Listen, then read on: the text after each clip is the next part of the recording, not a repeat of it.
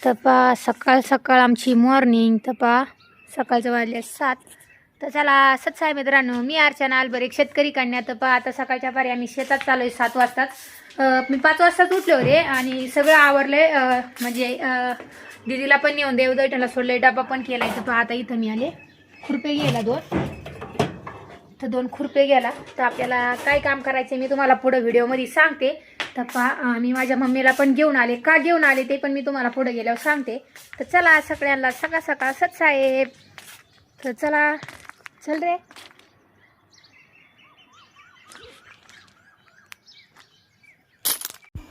पाठ उठून 3 वाजता टेम्पोत ही भाजी मी हरभऱ्याची टाकून दिली होती. तर पहा त्यानंतर माझा 5 वाजताचं सकाळचं रुटीन. तर चला आता बुटं घालते त्याला. काल थोडं पाहायला लागलंय आणि थंडी भरपूर आहे. तर पहा कानाला आणि त्याला आवळून घेतले. चला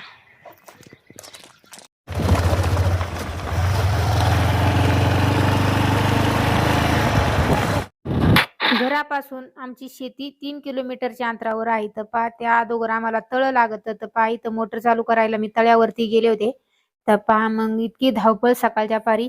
12 वाजेपर्यंत लाईट आहे. 12 वाजेपर्यंत आपली पपई लागवड करून झाली पाहिजे. तर पहा म्हणून मी सगळी माझी सकाळ सकाळ धावपळ. तर मुलीला मी सोडून आले होते देवदर्शनला शाळेत. त्यानंतर मला 10 वाजता मुलाला पण सोडायला जायचं आहे. तर पहा त्यानंतर मी बाबा चालू केला, तिथंच उभे राहिले.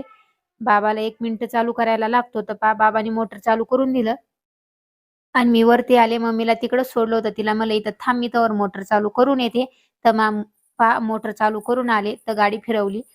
तर पहा त्यानंतर मग मी शेतात जायच्या अगोदर तिला अलीकडं सोडलं होतं. तिला म्हणलं तू थांब वरच्या रानात, आम्ही खालच्या रानात चालू. तर पहा मी आता इथं खालच्या रानात चाललेली आहे. आणि पहा मी हॉर्न का वाजवते मी तुम्हाला सांगते.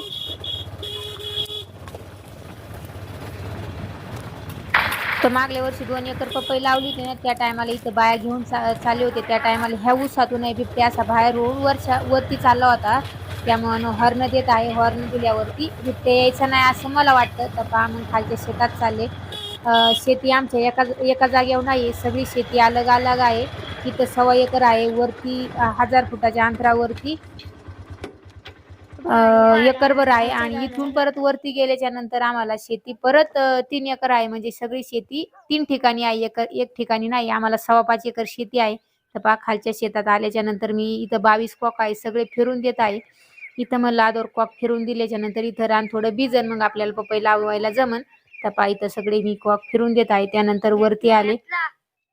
घेतलं तर पायात मग इथं सगळे कॉक फिरून दिले. इथं पण खालच्या पण शेतात भरपूर भीती वाटत, त्यामुळे मम्मीला घेऊन आले. तर पहा कॉक चालू करून आले. तर वरच्या रानात पपई लावून काढते.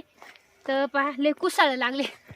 मोजे काढावं लागेल आता, चिखलात जायचे म्हणून मोजे घेते काढून आणि इथं पपई घेतो लावून. तिकडे दाखव ना आपल्याला.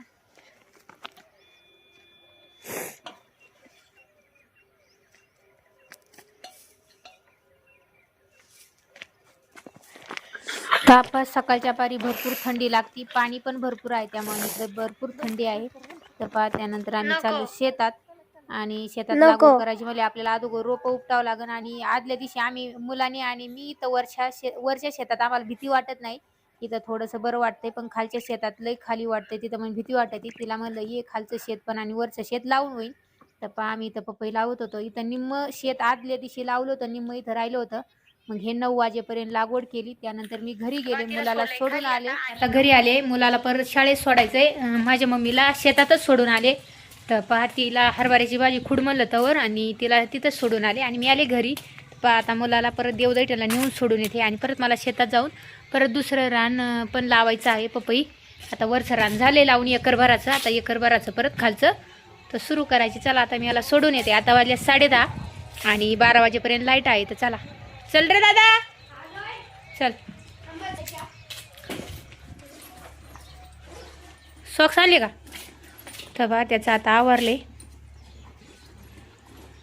तेव्हाच दिवा लावला राहिले अशी इथंच. आता द्या नाही का तिथंच ठेवली मी. तर गाडीला टाक. तर मी गेट लाईल.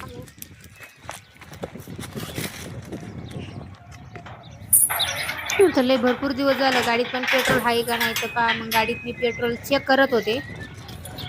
तर पहा घाई गडबडीत हातातून चावी पण पडत आहे. तर पहिले घाई गडबड झाली. मम्मीला एकटीलाच वावरात सोडलंय त्याच्यामुळे जास्त भीती वाटते. तिला एकटीला सोडलं नाही कधी. तिकडे बिबट्याचं जास्त भीती. एकट्या माणसाला भीती वाटते. माझं मला काही वाटत नाही, पण दुसऱ्याला सोडल्यावर भीतीच वाटते. तर पहा मग मी घाई गडबडीत चालली आहे.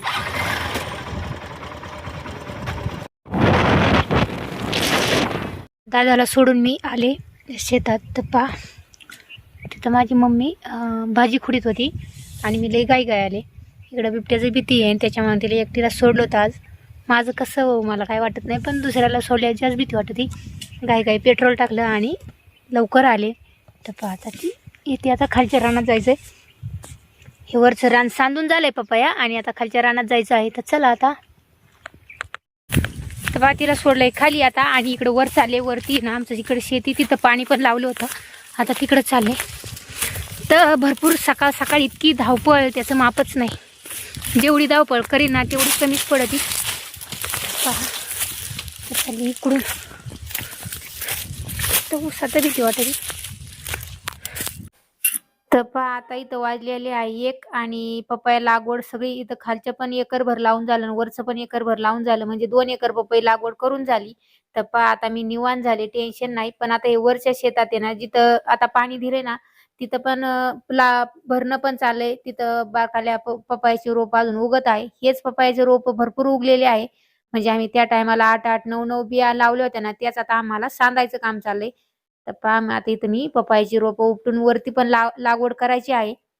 पहा मग अशी माझी सकाळची आणि दररोजचं असंच माझं धावपळ आहे. सगळी शेती मी स्वतः पाहत आहे, त्यामुळे मला लय धावपळ करावं लागते.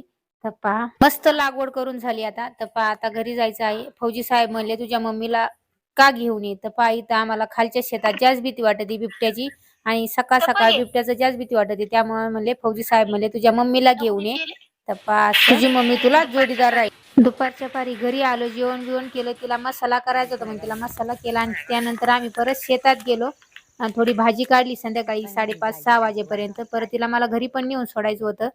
तर पहा अशी माझी दिवसाची धावपळ आणि तिला घरी नेऊन सोडले, मुलांना घेऊन आले आणि पहा अशी माझी धावपळ. तर कसा वाटला व्हिडिओ जरूर कमेंट करून सांगा. तर सत साहेब.